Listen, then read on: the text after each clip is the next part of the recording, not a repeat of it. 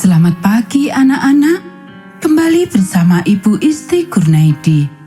Kita akan mengikuti bacaan Alkitab harian untuk anak. Hari ini, tanggal 20 Agustus, bacaan Alkitab kita, Matius pasal 9. Mari kita awali dengan doa. Bapa di surga, kami akan belajar firman Tuhan. Tolong kami supaya kami dapat memahami firman Tuhan. Dalam nama Tuhan Yesus kami berdoa. Amin.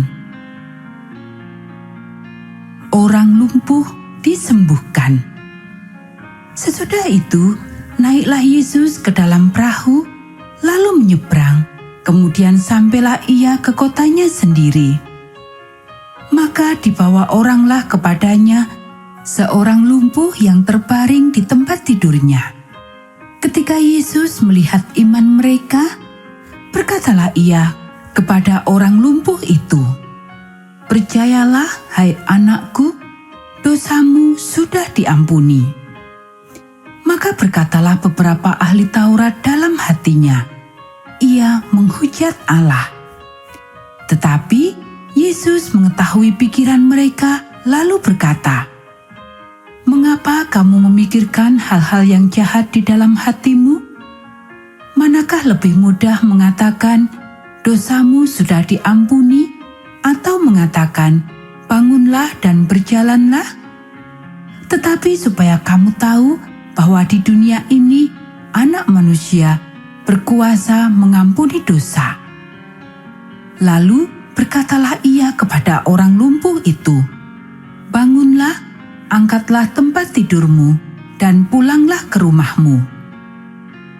Dan orang itu pun bangun lalu pulang.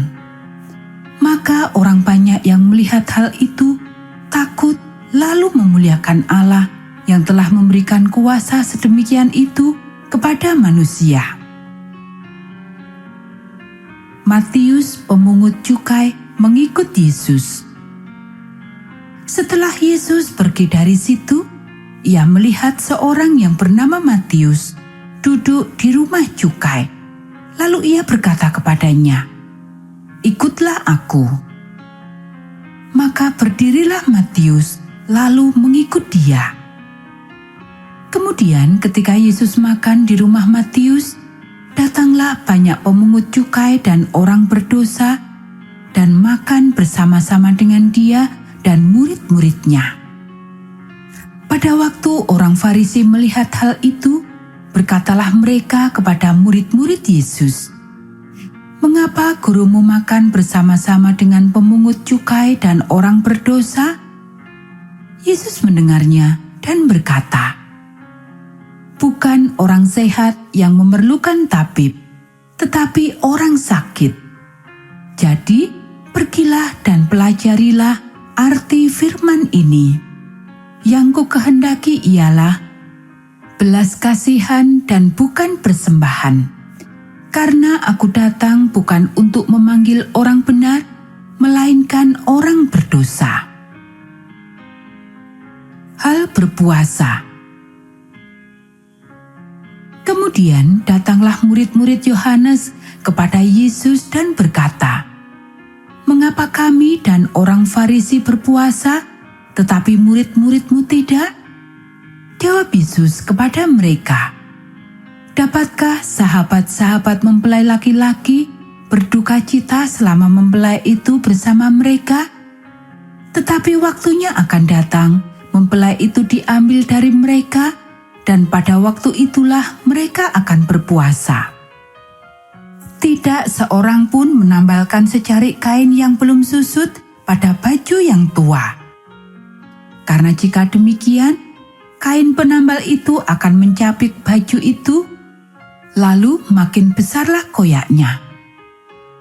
Begitu pula anggur yang baru tidak diisikan ke dalam kantong kulit yang tua, karena jika demikian, kantong itu akan koyak sehingga anggur itu terbuang dan kantong itu pun hancur. Tetapi anggur yang baru disimpan orang dalam kantong yang baru pula. Dan dengan demikian terpeliharalah kedua-duanya. anak kepala rumah ibadat, perempuan yang sakit pendarahan. Sementara Yesus berbicara demikian kepada mereka, datanglah seorang kepala rumah ibadat, lalu menyembah Dia dan berkata, "Anakku perempuan baru saja meninggal, tetapi datanglah dan letakkanlah tanganmu di atasnya, maka ia akan hidup." Lalu Yesus pun bangunlah dan mengikuti orang itu bersama-sama dengan murid-muridnya. Pada waktu itu, seorang perempuan yang sudah 12 tahun lamanya menderita pendarahan, maju mendekati Yesus dari belakang dan menjamah jumbai jubahnya. Karena katanya dalam hatinya, "Asal kujamah saja jubahnya, aku akan sembuh." Tetapi Yesus berpaling dan memandang dia serta berkata, "Teguhkanlah hatimu, hai anakku, imanmu telah menyelamatkan engkau." Maka sejak saat itu, sembuhlah perempuan itu. Ketika Yesus tiba di rumah kepala rumah ibadat itu dan melihat peniup-peniup seruling dan orang banyak ribut, berkatalah Ia, "Pergilah, karena anak ini tidak mati, tetapi tidur." Tetapi mereka menertawakan Dia. Setelah orang banyak itu diusir, Yesus masuk dan memegang tangan anak itu, lalu bangkitlah anak itu. Maka tersiarlah kabar tentang hal itu ke seluruh daerah itu. Yesus menyembuhkan mata 2 orang buta. Ketika Yesus meneruskan perjalanannya dari sana, 2 orang buta mengikutinya sambil berseru-seru dan berkata, "Kasihanilah kami, hai anak Daud." Setelah Yesus masuk ke dalam sebuah rumah, datanglah kedua orang buta itu kepadanya, dan Yesus berkata kepada mereka, "Percayakah kamu bahwa aku dapat melakukannya?" Mereka menjawab, "Ya Tuhan, kami percaya." Lalu Yesus menjamah mata mereka sambil berkata, "Jadilah kepadamu menurut imanmu."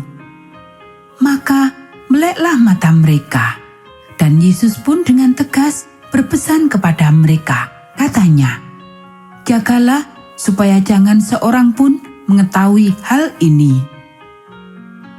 Tetapi mereka keluar dan memasyurkan Dia ke seluruh daerah itu. Seorang bisu disembuhkan. Sedang kedua orang buta itu keluar, dibawalah kepada Yesus seorang bisu yang kerasukan setan. Dan setelah setan itu diusir, dapatlah orang bisu itu berkata-kata. Maka heranlah orang banyak, katanya, "Yang demikian belum pernah dilihat orang di Israel." Tetapi orang Farisi berkata, "Dengan kuasa penghulu setan, ia mengusir setan." Belas kasihan Yesus terhadap orang banyak.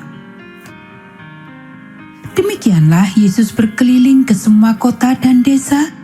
Ia mengajar dalam rumah-rumah ibadat dan memberitakan Injil Kerajaan Surga, serta melenyapkan segala penyakit dan kelemahan. Melihat orang banyak itu, tergeraklah hati Yesus oleh belas kasihan kepada mereka, karena mereka lelah dan terlantar seperti domba yang tidak bergembala. Maka katanya kepada murid-muridnya, "Tuaian memang banyak, tetapi pekerja sedikit. Karena itu, mintalah kepada Tuan yang empunya tuaian, supaya ia mengirimkan pekerja-pekerja untuk tuaian itu." Anak-anak, demikianlah bacaan firman Tuhan hari ini. Mari kita akhiri dengan doa. Bapa di surga, terima kasih kami sudah belajar firman Tuhan. Tolong kami supaya kami dapat melakukannya. Kiranya Tuhan memberkati kami hari ini saat kami beribadah dan melayani Tuhan. Dalam nama Tuhan Yesus kami berdoa. Amin.